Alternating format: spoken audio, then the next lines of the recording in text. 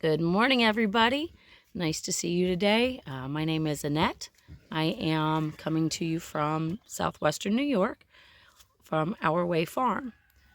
We're going to do things a little bit different today.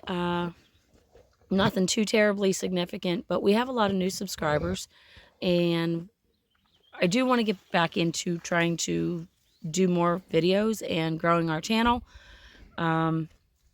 So I thought I'd do a real quick recap about who we are, why we're here, how we're here, and what we're up to, and then do a little bit of a recap, and then toward the end I will jump into showing you some of the new things that we have going on, and I'll show you the new garden and the new barn that we moved and the dog barn that we built, and some of the things that we're in mid-process for doing.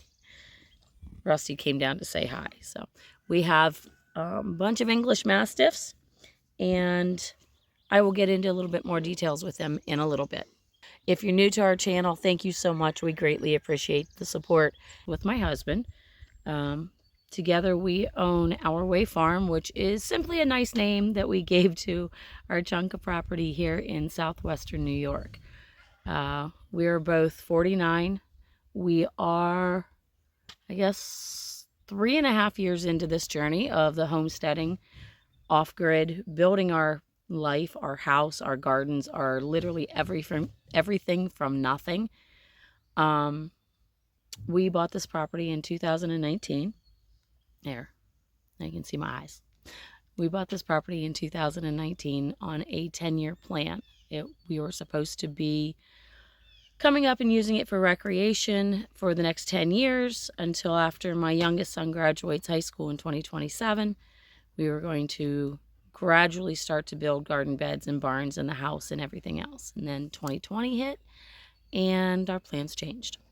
And we decided to jump the whole process and start now. So we moved up here from South Central Pennsylvania. We were in zone 6A down there. Sorry, I've got dirt everywhere. I'm literally working on raised beds today. We sold our house. We moved up here. We moved into a camper, an old camper that he fixed up, fixed all the water leaks and redid the floor and whatnot. And my youngest son, who was 12 at the time, moved with us along with our 4 dogs. We lived in the camper for 1.5 years while we started to build our dream of having a farmette or a homestead. Our dream was never to be off-grid, but because of where we wanted to situate the house, the electric company wanted a ridiculous amount of money to run electric back to us because we're a half-mile back. So we were looking at like $70,000 to drop electric, and I didn't want to do that. And now since the world is what it is now, I'm really glad that I did not. We have built our own home. It's not finished. It's a slow process, but we are doing everything with no debt. Therefore, it's whatever we can pull out of his paycheck, because I don't work off-site, off the house, away from the house, the farm. He used to drive for the Amish. I'm not doing that this year because we've got a massive garden that I really want to focus on because I didn't get to do one last year. We have 5 English Mastiffs we breed. I've got one pregnant right now. She is due the beginning of May. We have a German Shepherd and a Border Collie Blue Heeler Cross. We also have 2 cows, 2 horses. Our heifer is due sometime in May. We had her gone for last August to be bred, so she is definitely pregnant. So we expect she'll be calving sometime in May. Like I said, Abby is due in May. We've got some piglets coming in. So currently we have 9 pigs, 2 turkeys, 20-some chickens. We're just replacing chickens. So 2 horses, 2 cows, 6 dogs, 7 dogs. My husband, my 15-year-old, and me. We are in zone 5B. I think they just rezoned us to 5B this year.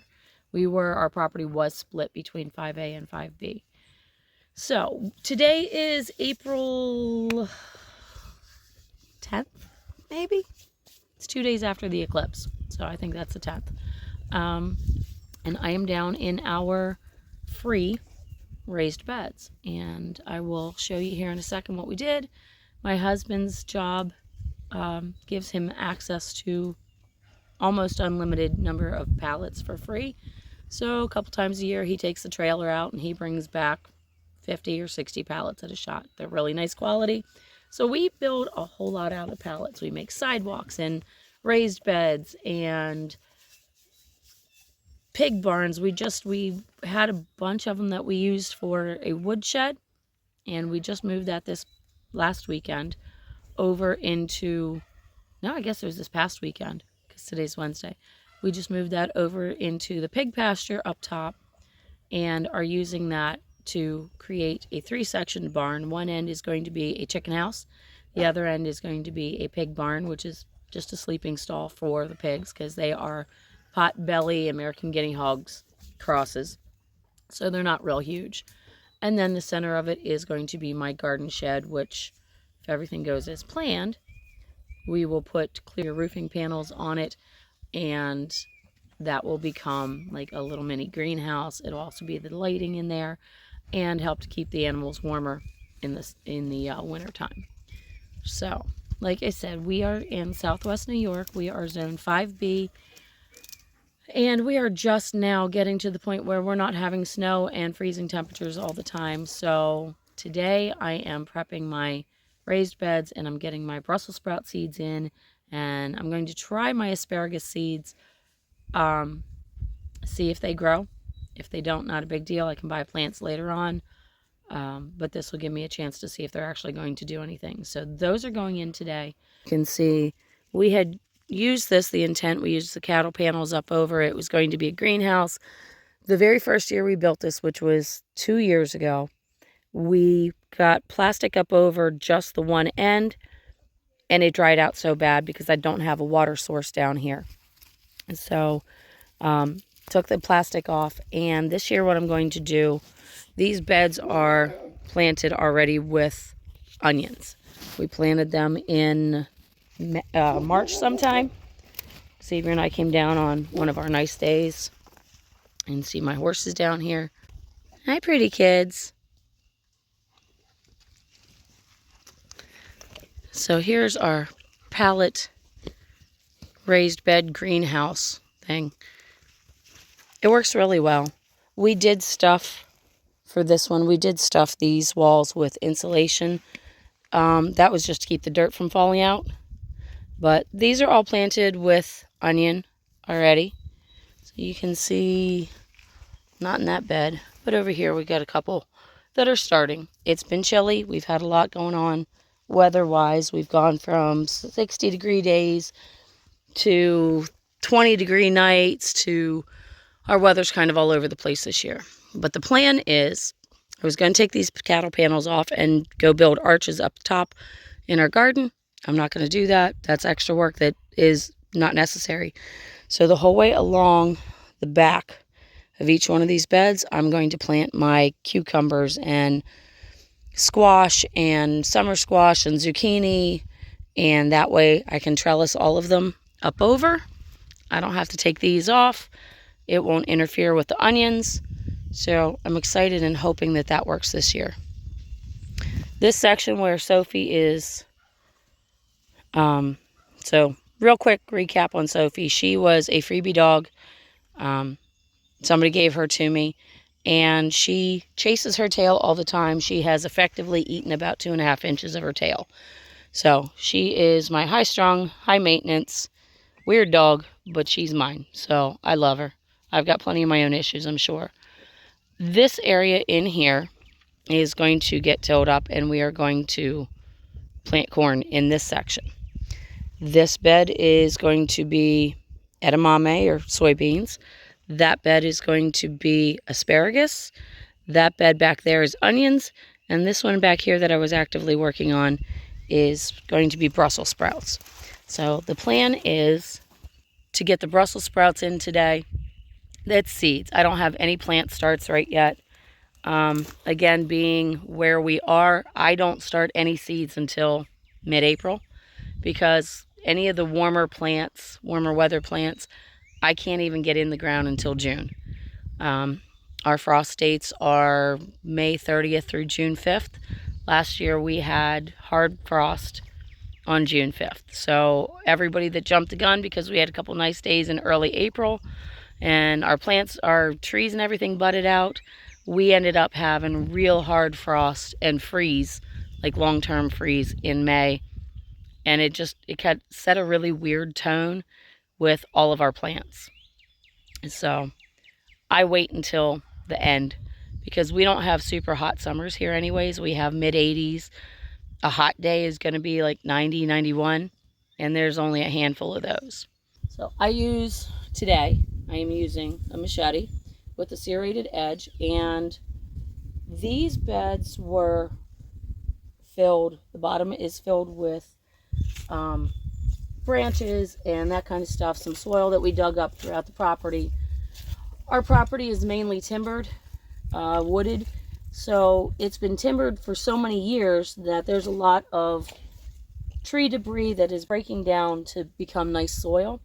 So we tried, when we built these beds 2 years ago, we tried to, maybe it was 3 years ago, because this was actually the first year. This was our first garden that we did because we were in the camper. So it was 3 years ago. We got as much of that soil as we could to put in the bottom, and then we started filling with manure from the cows. And then we added some horses, and we had gotten some manure from a neighbor who has horses. So unfortunately there's a lot of manure weeds in here, but that's all right. We just pulling them out and loosening up the soil. And I actually found a couple of worms today. So that was exciting because our soil here in general, not just in these beds, is really lousy. It's clay, and up top there's a little bit of sand in it from the shale, but we have mostly hard clay and shale, and it does not make for good growing at all. So we have had to do a lot of tilling. We are constantly adding manure to our garden up top because that's our main garden. And over the winter we put our pigs in the garden so that they could do their fertilizing and rooting and loosen it up and everything like that. And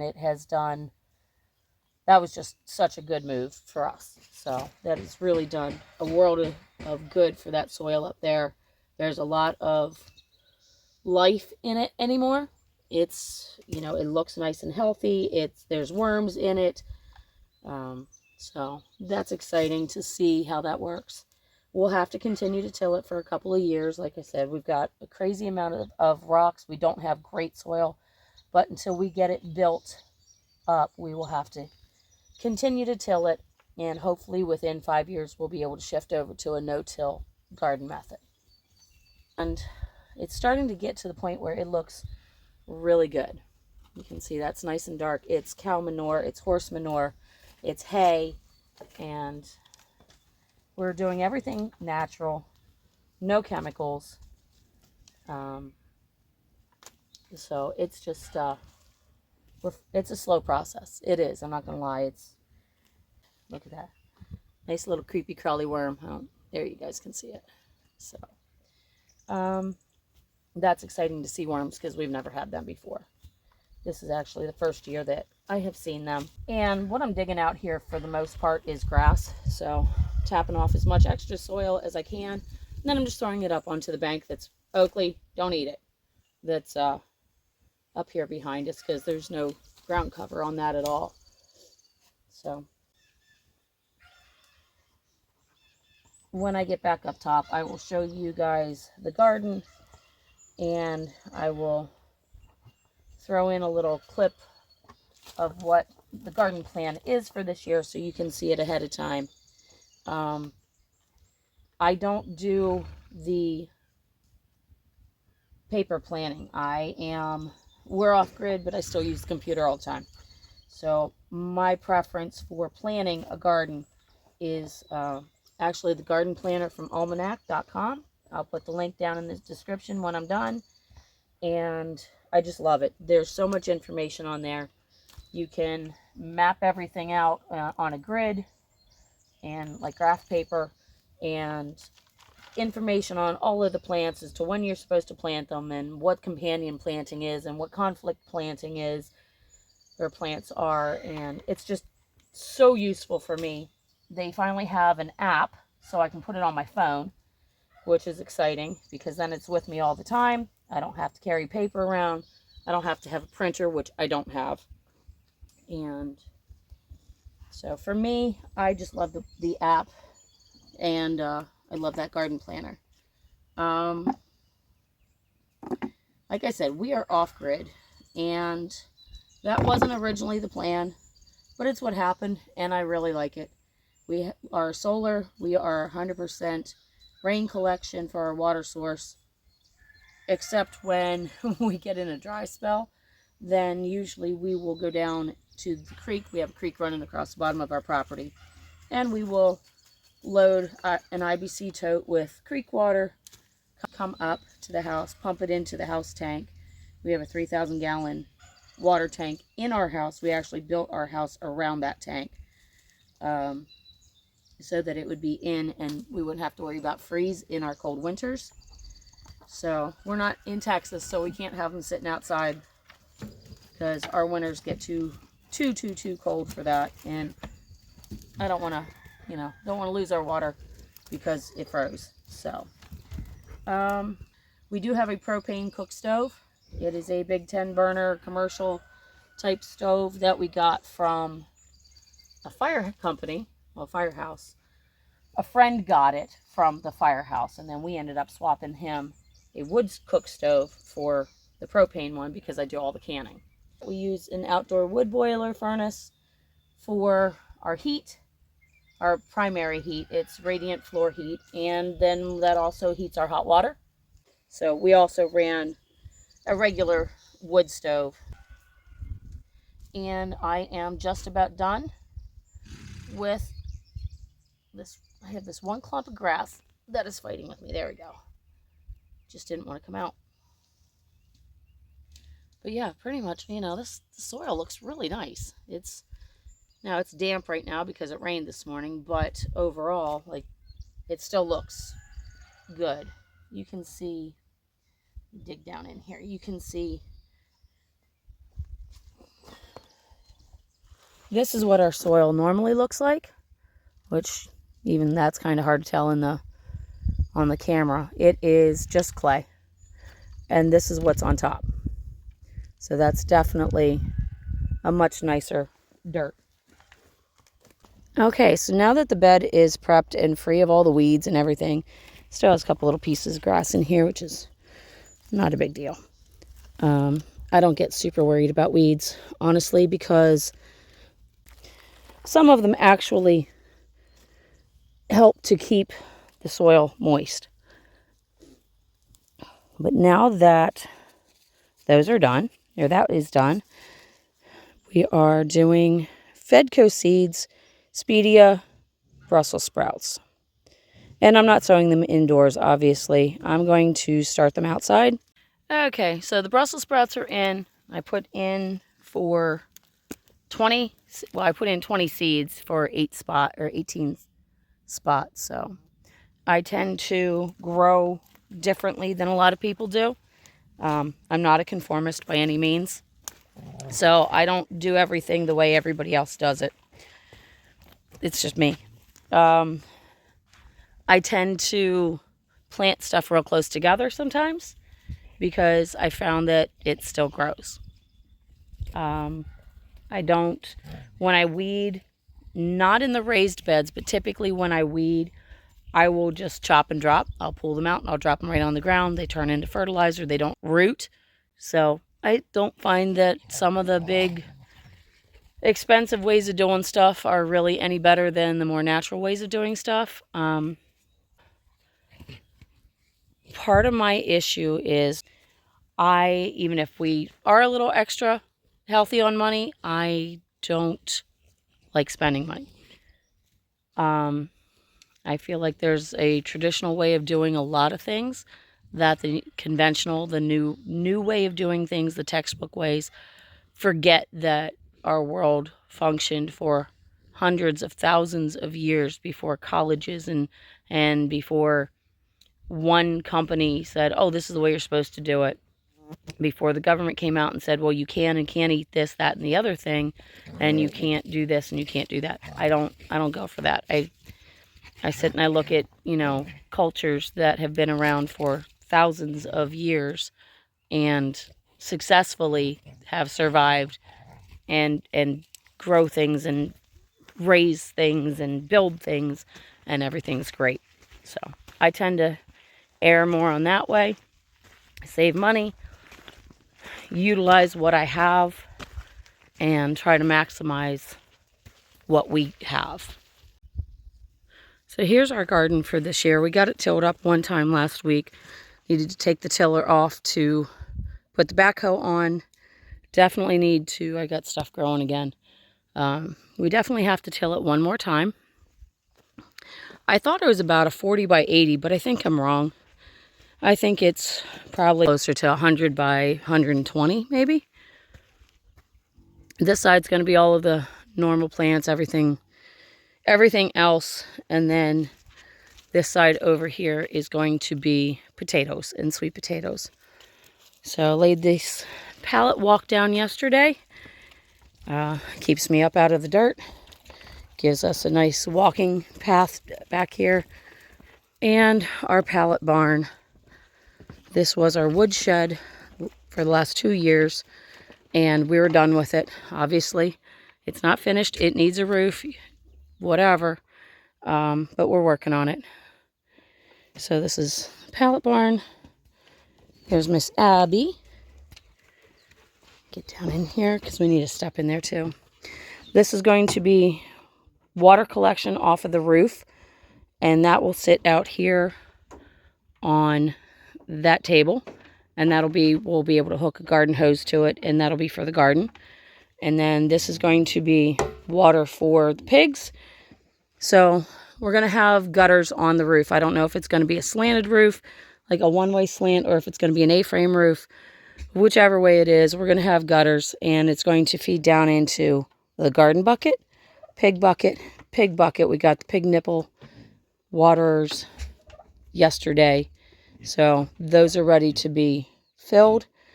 This side over here will be the chicken house, and they built nest boxes which are going to go on this wall. This will be like a real doorway. He's going to build custom doors so that we can get in and out. That is the way the chickens are going to get in and out. Hopefully the turkeys figure it out too, or we may have to put a lower door cut in here for the turkeys. I don't know. And then this section is my greenhouse, or well, my garden shed. And then this section over here is for the pigs to sleep. And this turkey, that is Miss Regina, also known as Gina. Here's Mama Panny. This little one here has blue eyes. These are all Panny's kids. She's got blue eyes. And then there is Reggie, the turkey, and they finally figured out how to mate, so maybe we'll get some eggs out of them. And then these are the rest of the kids, and a few random chickens. And somewhere around is Gilbert. That is the daddy to all of these little pigs, but I don't know where he's at. So this is the pig pasture. It's all wooded. Makes for a really nice cooler space for the for the pigs in the summertime, and they can still get through in the wintertime. So still lots and lots of projects to do, lots of work to do on the existing projects. But as you can see, I like my pallets. They're free. That's the best thing about them. They work. These boxes here, Joe had built those for firewood, but they also work for, well, that's hay that needs to dry out, but it got rained on this morning. So this section over here, like I said, is going to be potatoes. And when we do our potatoes, we just plop them on the ground, cover them up with about 6 inches of hay, and we're good to go. We leave them alone and they do their thing. So we have to level this out because we were driving the tractor through here this weekend to do the shed. Get that leveled out and get this side tilled. Going to put flowers around here. Ultimately, the barn's going to have siding on it, like board and batten siding. And I can, make it cute, whatever. Maybe put a seating bench outside of the shed. And then we'll put fence and gate over here. I think we're going to do like a 4-foot gate into the garden. And I need to get broccoli, spinach, lettuce, kale, peas, and there's something else that I need to get down, like in the potatoes, like real soon. So that is everything that we have going on right now. Just working on cleaning up our side yard. A lot of this stuff was over by the house. There was a camper over there. There was the woodshed was over there. As you can see, everything is just kind of, we're working on getting stuff cleaned up and organized and out of the way so that we can have a nice outside space this year. Things are becoming less utilitarian and starting to get to the point of where we can feel like, normal people with hopefully something nice. That camper back there is our guest camper. And that way kids come in that they can have their own little space to get away from the dogs and whatnot. The barn up behind my truck, that is the dog's barn, so that we can maybe go away for a day or so and set the dogs up there, not worry about them running away, and not worry about them getting into something that they're not supposed to, or tearing up the house.